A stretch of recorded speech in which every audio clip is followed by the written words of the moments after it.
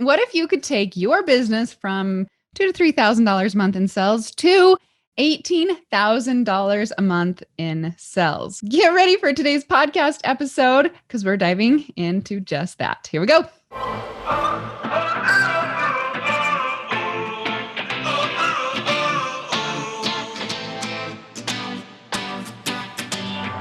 Hi, this is Alison. All right, I have to tell you before we get started in today's podcast episode that interviewing people on a podcast has been one of the funnest things about running my business because I get to interview these people, these women, these men who start these businesses. And a lot of them are starting them very, very scrappy, and they're growing them to be able to support their families and to watch what they go through and to keep on going and then tweaking things here and there and then listening to parts where they just explode has been such a fulfilling part of this business journey. And I love having this podcast so you can hear these stories too. Before I started this podcast, I was able to hear a lot of the stories as I worked with people and companies. And I'm like, more of the world needs to hear these voices. It's like these heroes that are happening right now, but they're not wearing capes and huge on in movies or like ginormous followings on Instagram. They're doing their things without the world seeing what they're doing.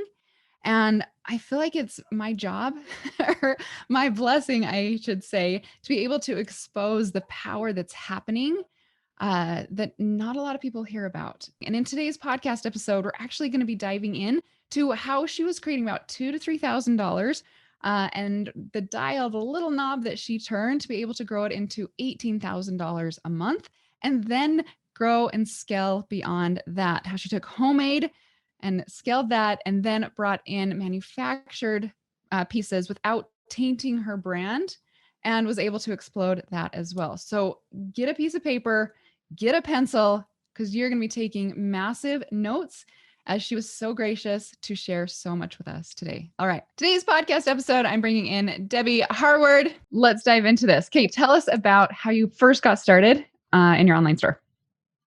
Okay, so I first got started just by making little like crafty items.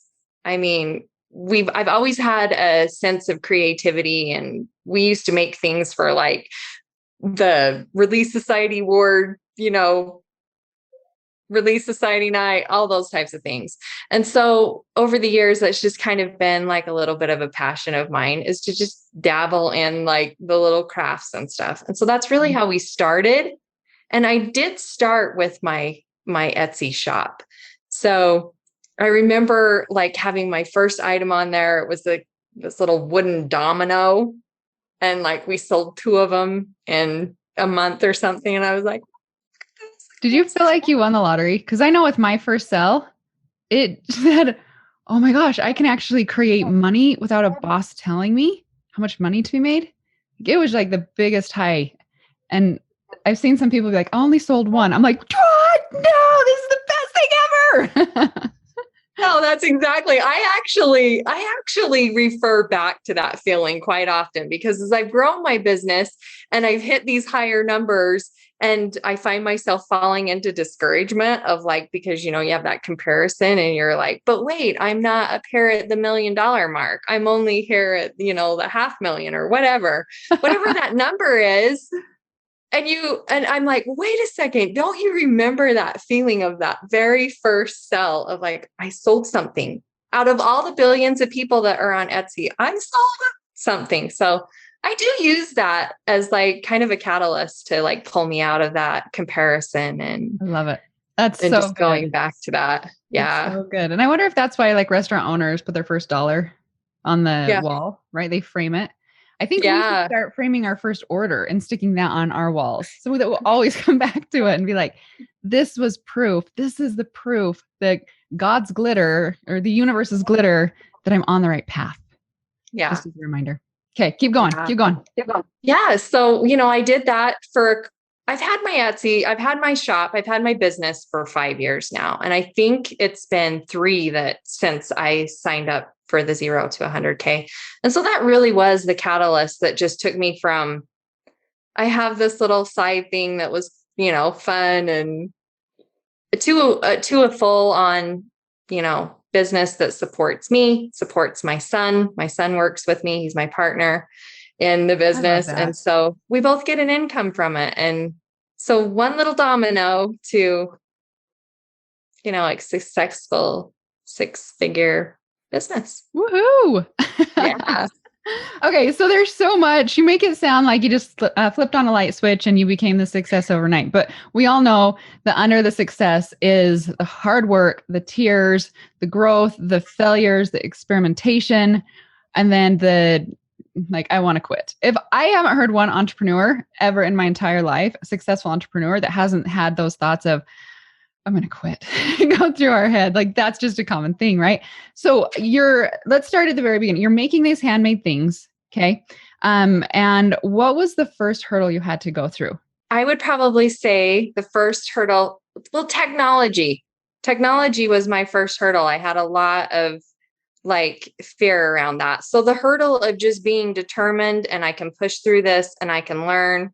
Somebody might tell me it's going to take 5 minutes, but I just know for me, it's probably going to take 2 hours, and I'm just going to have to be okay with that.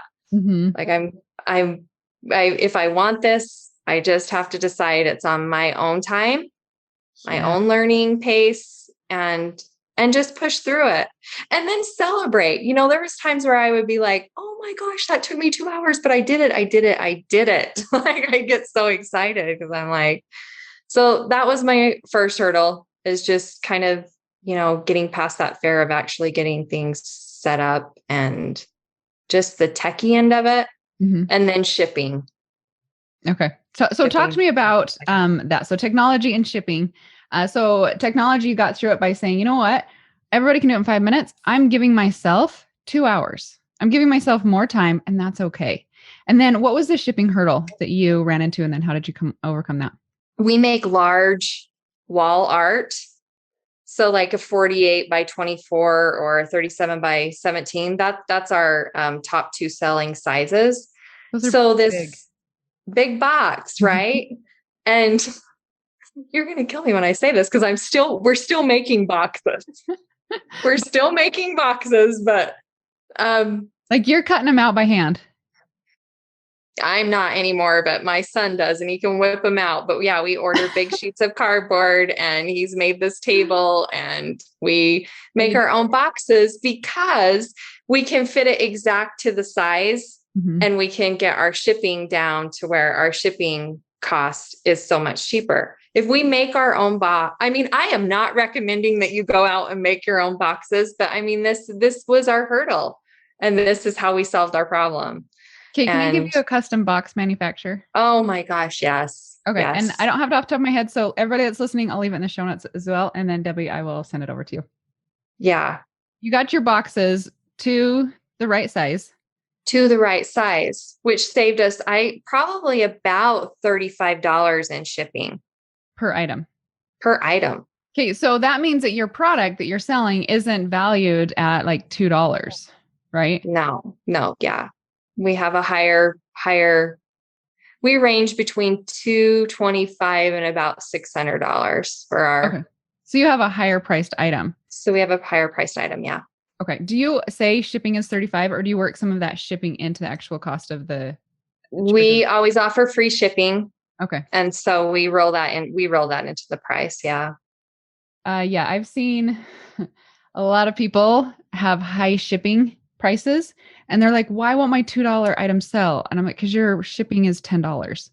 People don't want to pay more in shipping than they do the product. So I love how you work that in there. Okay. So you're making all these handmade pieces, and tell me about how that was going. Well, I think I had several calls with you where I'm like, I can't do this anymore, crying in tears. Like, I can't do this. This is so hard, keeping up with the handmade. So that's been a tricky thing for us, because it's been what our business is. It's been what our product is. It's been our number one seller, but we've also decided that within that, we can't sustain that and grow to the level we want to grow without having some products that are manufactured. It's too hard.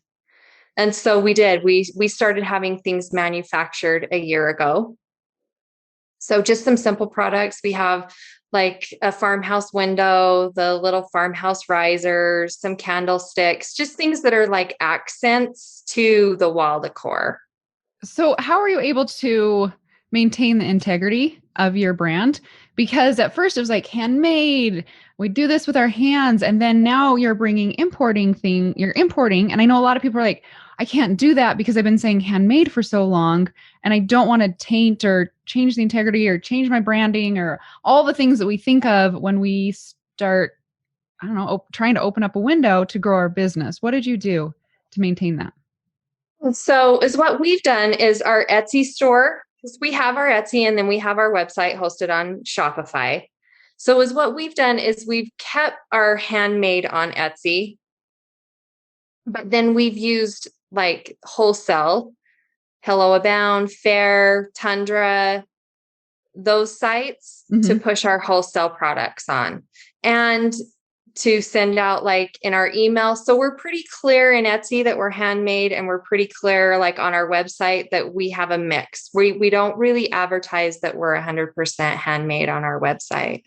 Okay. Okay. I love that. And I love that when you're on these separate platforms, you are not trying to fudge and not saying, oh, it's handmade when it's really not. Like we've all seen that, right? I love that you're like, no, we're going to be an honest business. This is what we're going to do on this site. And this is what we're going to do on another site. And so it doesn't taint it. Like honesty is what helps your business, right? It's all about integrity, all about growing a brand that people trust. Okay. So you're bringing in the manufactured, you're selling wholesale on those sites. You've got your homemade products, handmade products on Etsy. You're shipping out like crazy. You've got your Shopify store. Where are you starting to see success first? And then let's talk about how you're able to scale that. Okay, so Etsy is where we saw our success first, really, because we had that store established. And even though it was just making, what I felt like was like, oh, this is, fabulous numbers. I'm excited about this. We were kind of bringing in maybe $2,000 to $3,000 a month. And then I just kind of stepped back and was like, this is already established. This is already going. This is already set up. Was kind of passive at that time. And I'm like, if I just put a little bit of extra effort into that, I know I could grow it. Okay. So what faster than I could if I was like putting my focus somewhere else. So I just decided take what's working and expand that and then come back. My goal now is to take everything that I've done on Etsy and implement that in my Shopify and get that going. Yes. Okay. So I love it. I've seen so many entrepreneurs overlook what's working and then try and force something else. If something's working, put more energy into it and get it going, and have those sales coming in, and then you can work on something else. Like focus on what's working. Okay. So you're seeing money coming in from Etsy. What are some things that you did to change the dial a little bit, to help your growth over there?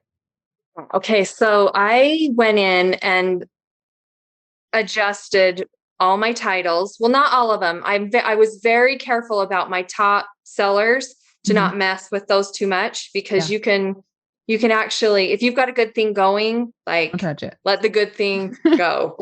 So I kind of focused on,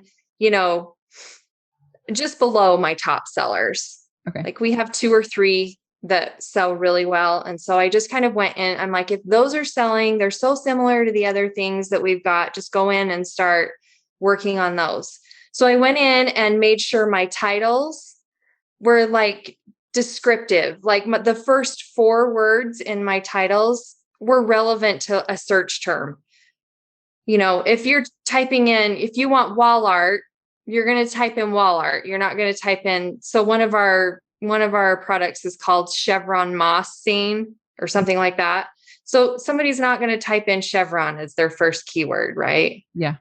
So I just kind of adjusted things like that. I went through and I did the research on tags, like just typing into Etsy and seeing what people are searching and using, those trending tags for that. I made sure all of my photos were filled in, all of my information was clear and in Etsy. So Etsy has like all those, your about page, your Q&A, your shipping, just made sure all of that, because they want you to have, your shop complete. Yeah. So just making sure all of that was complete and just focusing on my descriptions. Some of my descriptions were just, pretty vague, not real great copy. So I went in and adjusted my copy. Mm-hmm. I've tried to do like maybe 2 listings a month or whatever I have time for. I didn't go in and decide I'm going to revamp my whole store and get overwhelmed. I've just, focused on 1 or 2 listings at a time. So some of them I've still got to go in and adjust, but. And how many products do you have over there? I think I have like 30. Okay. So it's not like a gajillion. No. We have I think we have like 28 or 30. And I'm going to say like 6 of them, are real good sellers. Your leaders. Mm-hmm. Yeah. Yeah. I think that's such a key point right there. People are like, I think I need to have like 50 or 100 items. And I'm like, why? You're only going to have a top amount. I mean, you're going to have your top sellers and then number 49 and 50, maybe you'll sell 1 a year. Like just focus on what's working and not going so wide. And I love how you're like, you know what? These are my top 6. These are the ones that I'm going to baby.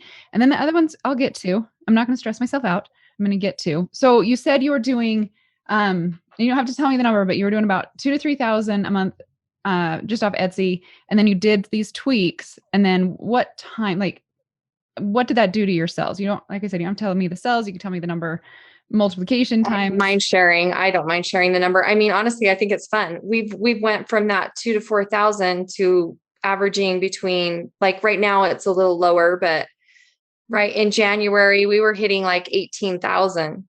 In January, February, March, like a slower and then we've kind of backed down to like, I think this last month we did 12, which has been our lowest month since January. This is so fun. Like you didn't go and redo everything. You just made a couple tweaks on something that was already working. And I don't know the bajillion times it, whatever it is, but you're crushing it. You're like, okay, we're going to focus on this. We're going to do this and we're going to blow it up by just a couple of tweaks. Oh, that makes me so happy. So happy. And I could literally go on and on. One thing I really do want to share is like within your listings, a lot of people do not do this, but within your listing, you can have a clickable link that will link to another listing in your Etsy shop.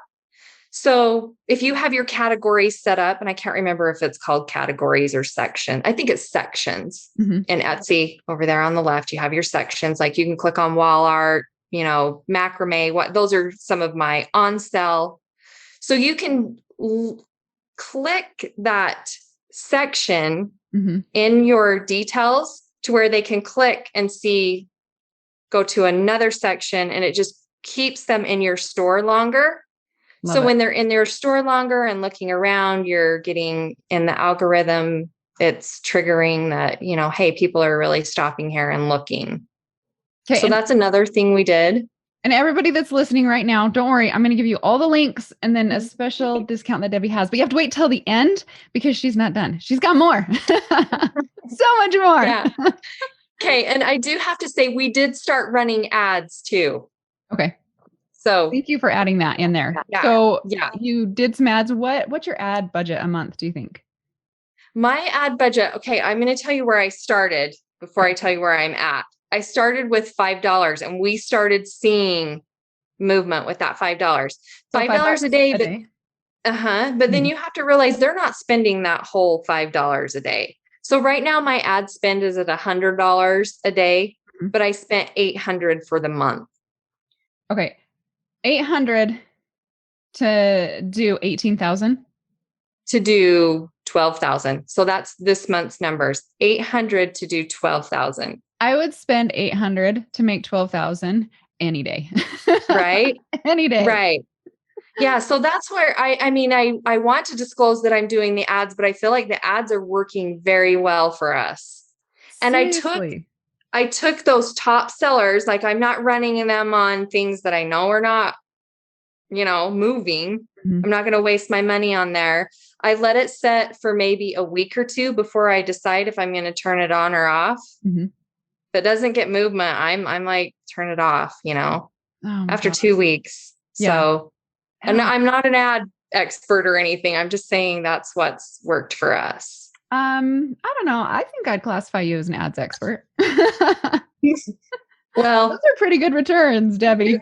The ads, you just click you don't have to do anything. You just click your ad spend and they spend it where they're going to spend it. So I love it. And I love that they're not like, oh, she's doing $100 a day. I'm going to make it thousands and thousands of dollars. They don't try and spend it. They only spend $800 in an entire month. I think that is, and good job, Etsy. Good job, Etsy. Yeah. Good job, Etsy. Yeah. I will say probably we did start at 5. And I feel like when I got up to about 15, we started, and then I've heard this. I don't know if it's true. We've followed this, that don't bump it up like large amounts. Just bump it up $5, give it 2 weeks, see what happens, bump it up. If it's working, bump it up another. So I slowly increased to that $100 spend. Yeah. Okay. So, tweaking words, making you look legit, filling all your stuff in on Etsy, running ads and doing slow bumps. Anything else that helps you to accelerate so quickly? I did so many things at once, but I really feel like the title, getting those search words down and doing the research there. I really feel like that was probably my number one thing. Okay. Did you listen to Vina Howell's podcast? She talks about that too. She had a graduation shirt and she got the right titles and the right tags. Oh, yes, I did listen to her. Yeah. And then her in fact, she's the one who inspired me I think I listened to that and I was like, I'm getting in there. She's doing that. I am getting in and doing my work. It is such a good podcast episode. And I'll leave that link down below too. Because she went viral and crushed it with a t-shirt. It wasn't like everybody wears t-shirts. So that was a fun podcast episode. Yeah. I do remember that. So good. So good. Okay. So we've got Etsy. You've given us so much good information on Etsy. Can we talk about the wholesale side of things and how that is another piece, tips and tricks, why you're doing it, what you love, what you hate, all the things. Hey, I love wholesale because I can get one big order to come in and,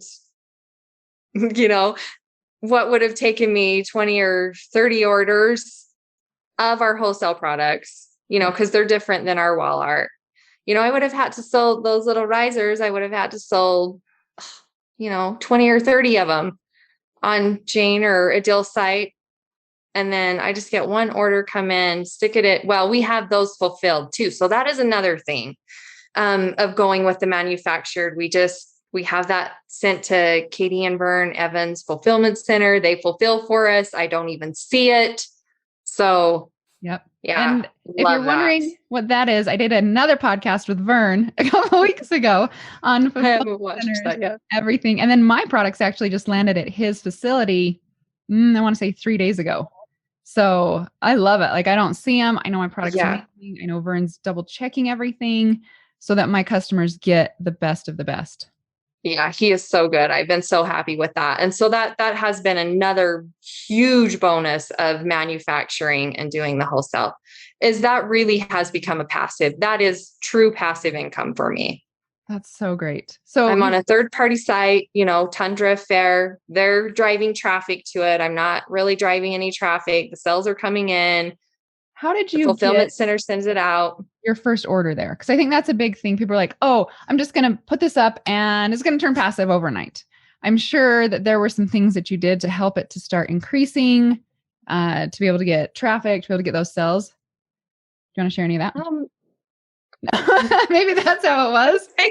I'm going to be honest. I put it up and we just started getting sales. I hate saying that, but that is how it happened for us.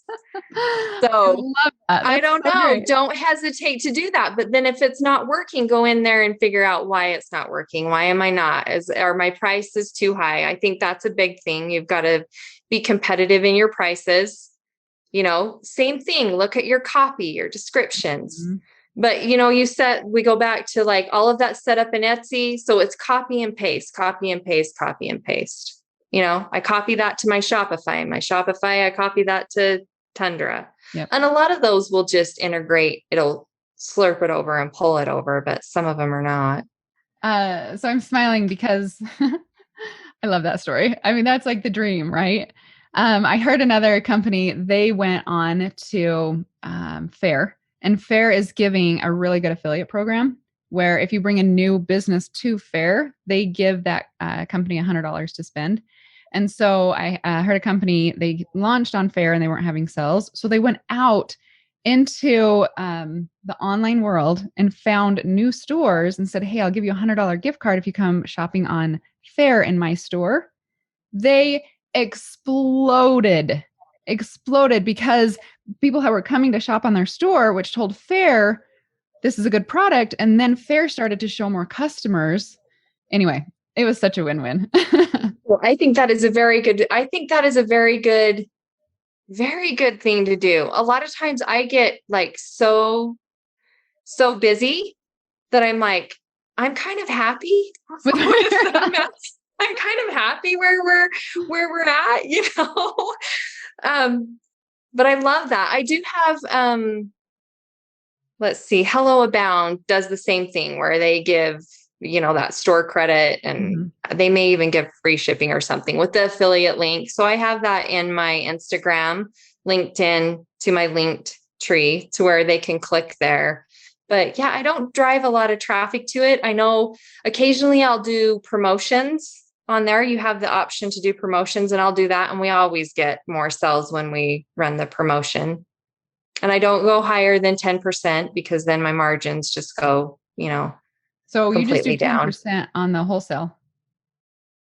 So no, when you can run like an extra promotion, so they'll take, you know, their percentage, but if they run you on one of their promotions, then you have to offer a discount. So I never offer more. Like my discount is 50%, but then that would end up being 60%. Does that make sense? Yeah. What I'm saying? Yep. Yeah. So we never go higher. I've tested that 5% doesn't convert, 10% does, 15% converts well, but I lose too much money. Okay. I don't lose money. I don't make enough money to make it worth it. Yeah. Yeah. Yep. Get that. So, you got to make money. Yeah. I'll yell at you. Like anybody that comes to me and says, I'm selling really well. And I'm like, what are your margins? Like 2%. Yeah. I'm like, oh, it's like volunteering.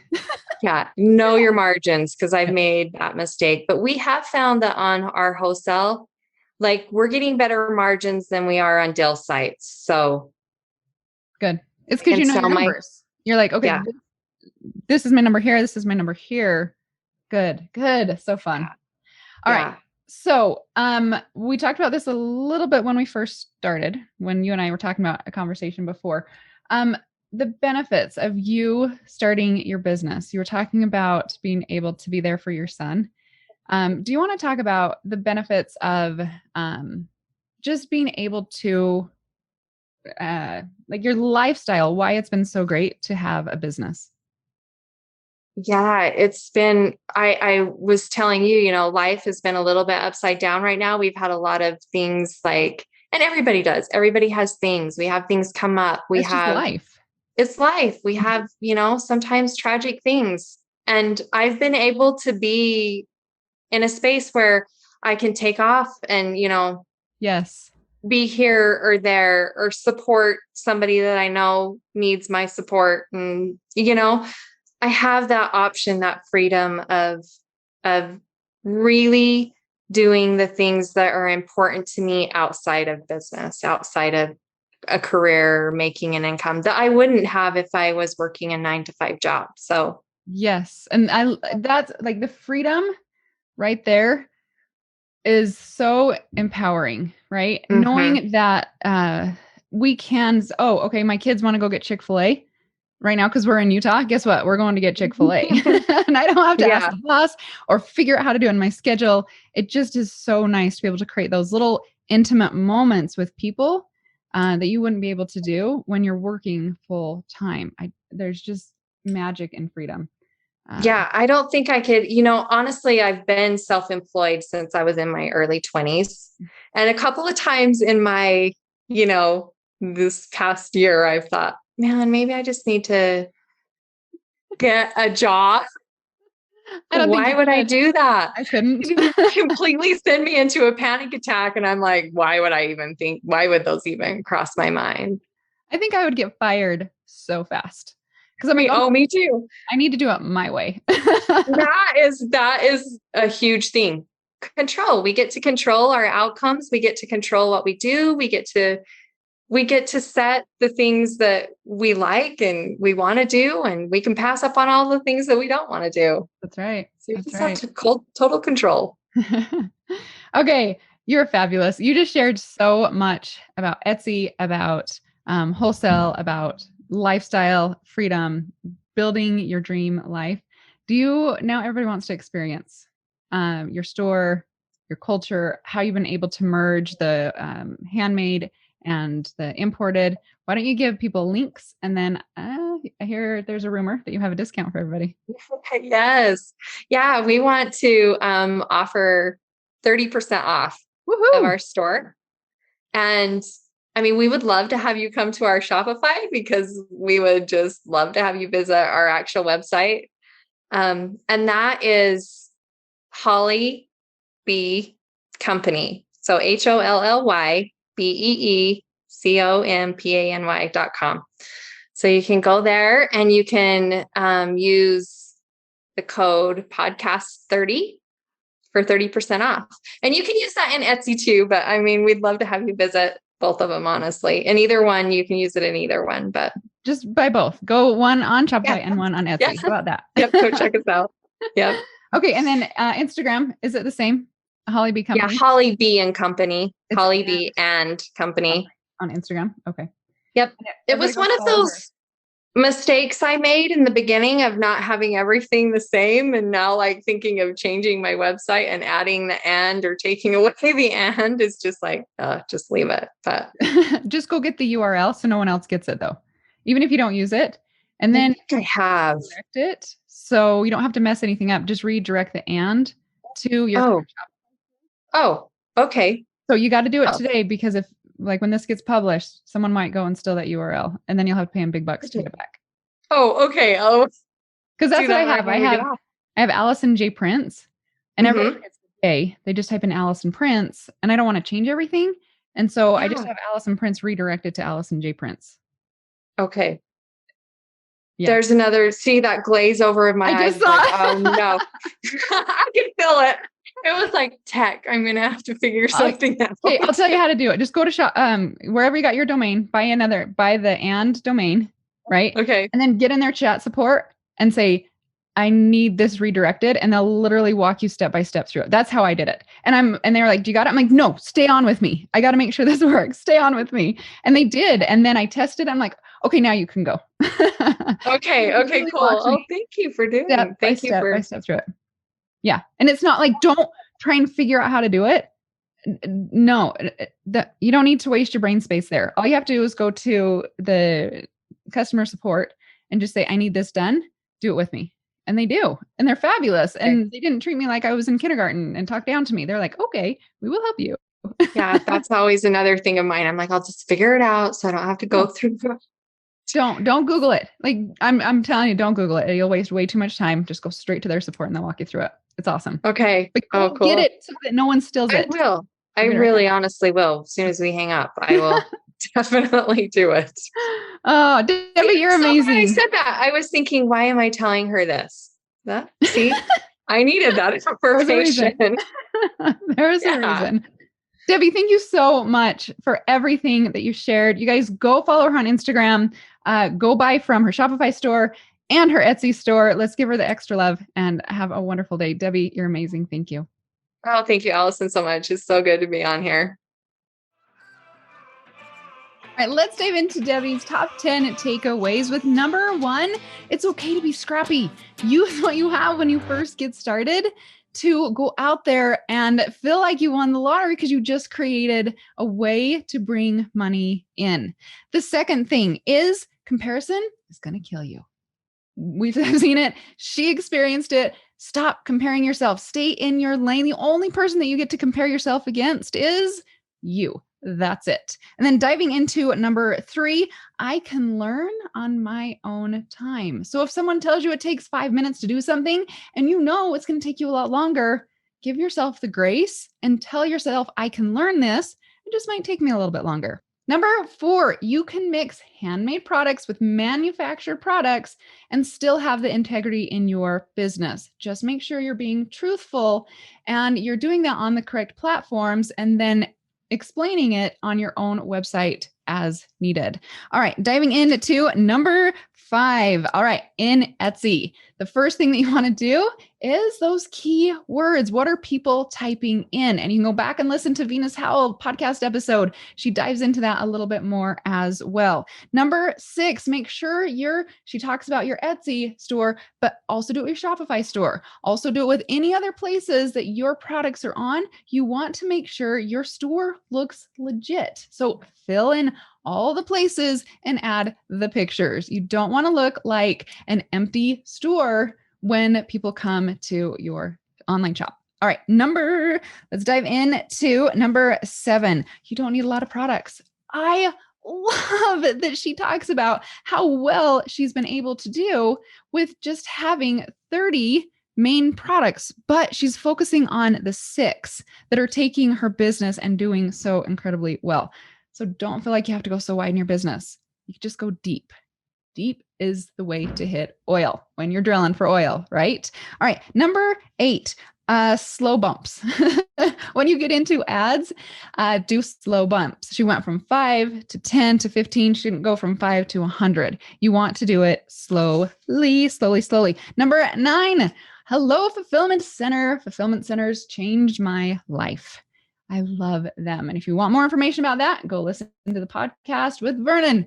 And he talks about it and all the things that you need to ask a fulfillment center to make sure it's the right fit for you and your company. And then number 10, building a business allows freedom. Allows us to be able to go be with our kids when we need to, allows us to go be with friends that need our help or whatever the thing is. Like building a business, we are our own boss. We set our own schedule, and it is truly a blessing. All right, go over there, give Debbie some love over on Holly B and Company on Instagram, and then go check out her site, Holly B Company, and she's got that amazing discount for you. All right, have a beautiful day.